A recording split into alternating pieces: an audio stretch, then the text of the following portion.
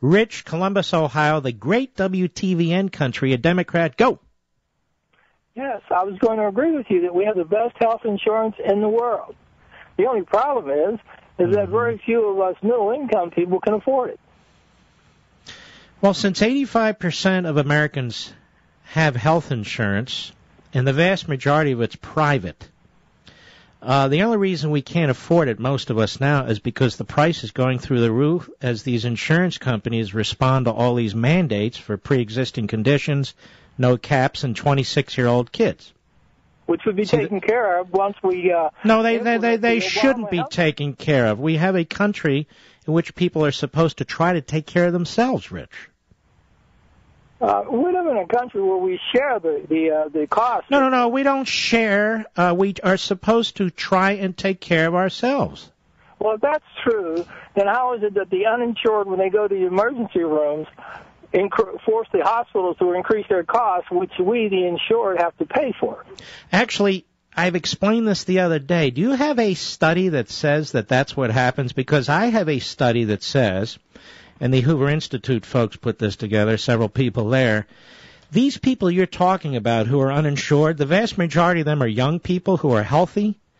And so the answer to that would be, as was argued in the Supreme Court by the good guys, catastrophic health care for young people. So if they have a serious problem that really drains the system, we focus on catastrophic health care. We don't need to provide free condoms to everybody. We don't need to provide free abortions to everybody. We don't need to be... Pal, I'm educating you. Pay attention.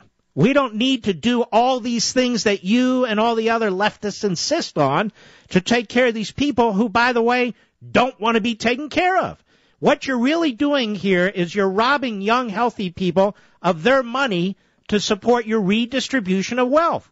And when young, healthy people in this country figure it out, they're going to rise up and vote you people out of office. The cost of taking care of... Now, let's turn him down. Mr. Producer, am I wrong, or is this like the third liberal who just keeps talking when I'm talking to them? No, they're talking directly over you. Did you say that on the air? I did. I want the audience to understand what goes on here. Mark, you cut them up.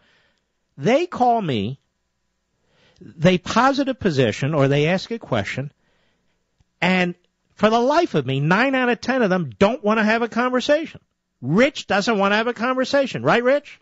I'm having a conversation. I'm trying to... Okay, but I mean, not with yourself. You're supposed to have a conversation with the host, or why call in? You get the point? Oh, that's what I think I'm doing. I'm talking to you. Okay, now go ahead. You let me. What's that?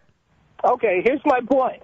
Now, you say only young people are not taking... It's not only young people, obviously. It's mostly young people. The other people, too. So the decrease in costs in health care, the hospitals having to raise their rates, is because of... No. What increased the cost of health care is Medicaid and, frankly, Medicare, and those programs in which they do not pay the full brunt of the cost of the care. And so what happens is that cost is passed on to us, those who have private insurance plans. 1.7% of the entire health care bill is as a result of these people who don't have health care, these young people, because mostly, if you force them... Look, the president himself said it. Do you like Obama, yes or no? I love him. All right, so Obama himself said, look, this can't work unless we have this individual mandate, meaning mostly young, healthy people paying the insurance companies, forced to pay the insurance companies to cover people who aren't young and healthy, to cover pre-existing conditions, and to remove the cap. So Obama's not giving us anything. We're talking about college students and young people being forced to subsidize this system. Obama understands that. That's why they're saying without the individual mandate, they will not have the money for the program. Get it? All right, can I say something? Can I say something? Did you hear anything I said, Rick? I heard exactly what you said. Did it change your opinion whatsoever because you keep repeating the same thing? Let anybody speak. No, I'll let people speak, but if you're going to talk and drone on and repeat false statements... When you're doing all the time. Pal, my producer says every time I talk, you're talking over me, that he has to turn you down. I'm asking you to let me speak. There he goes again. All right, let's hear your brilliant comment. Go ahead. 1993, Republicans themselves introduced the individual mandate against the Clintons, who were trying to... Here we go, folks. Which Republican introduced the... I know I was around. I don't remember that at all. Oh, my God. What's wrong with you? You know what? You're an idiot. Get the hell out of here. Why did I... Mr. Producer, I'm going back on my New Year's resolution. I can't take it. I can't take... This guy cannot be educated. He doesn't care. He wants a freebie. That's all he thinks. That's all he cares about. 1993, the Republicans introduced.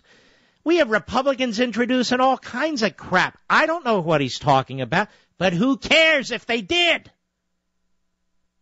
Am I somehow bound to what some Republican did in 1993?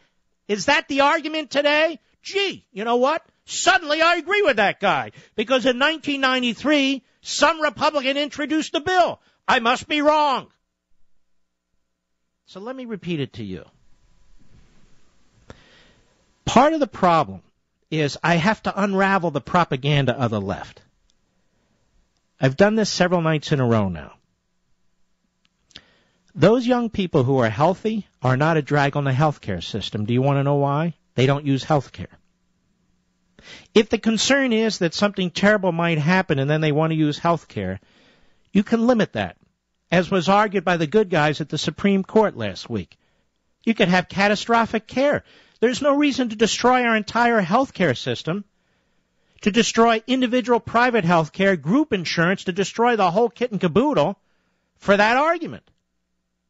Then Obama says, and his guys argue in the court, we need this individual mandate. It's a funding mechanism so the insurance companies can stick it to these young, healthy people in order to subsidize our government mandates. Free condoms, no pre-existing condition, no cap, and on and on and on. And then they turn around and say that these people who are young and healthy, they're poor. That's why they're not buying health care. That's a lie. We have something called Medicaid, and 25 to 30% of every single state's budget goes to Medicaid to pay for poor care, cover for the poor. The problem is when I get a call like that and I try to discuss this, my producer tells me in my ear, they're still talking, they're talking over you. So there's no discussion to be had. It's just pointless. Now, I could sit here and let them go on and on and on, and then most of you would shut the radio, and I wouldn't blame you. I don't care what some Republican did in 1993. I don't care if the Heritage Foundation backed a mandate in whatever year. What does that have to do with me and the arguments we're making? Nothing. Zero. And so when people make arguments like this, I know they're not serious. Or when they're talking over me, my producer tells me in my ear, while I'm trying to answer their point, what's the point? But as long as you understand, this isn't a debate on a fact. This is a fact. Even the left understands they have to ensnare young, healthy people to subsidize their system. The problem is, as I've pointed out, they argue that they're young and healthy, but then they argue that they're poor and sick and they can't get coverage. In other words, the same person is young and healthy and poor and sick. Well, we know that's not true. The drag on the private system is the government system, the government entitlement programs. They're the ones that drive up the cost for the most part. So if an elderly person who's very sick, near end of life, is going to a doctor, has hospital treatment, Medicare does not pay the full bill.